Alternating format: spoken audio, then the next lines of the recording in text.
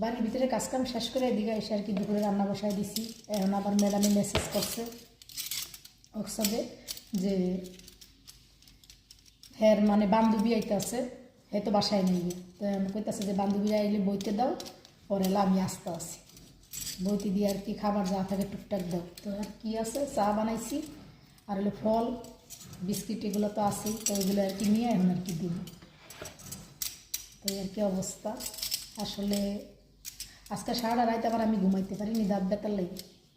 তো ওই দাঁত ব্যথা কারণ হইলো দাঁতের গোড়াটা আছে, তো এই দাঁতটা ফালাইতে যাবো অনেকগুলো টাকা বিলে লাগবে, এই ডরে দাঁত ফালাইতে যাইতেছি না, খালি ওষুধ খায় মানে কমায় রাখি। তো কতদিন ওষুধ খায় কমায় রাখবো। তো নিজেরা ঠিকই কষ্ট করে টাকা কামাই, ঠিক আছে, কিন্তু 10টা টাকা নিজের লেগে ভাঙতে পারি না, ভাঙতে মায়া লাগে। 10টা টাকা ভাঙি, 10টা টাকা আমার ফ্যামিলির ভিতরে টান করে যাবো, কারণ সংসারটা অনেক কষ্ট করে আমার চালাইতে হয়। তো এটাই আর কি, এটা তো কেউ বোঝে না।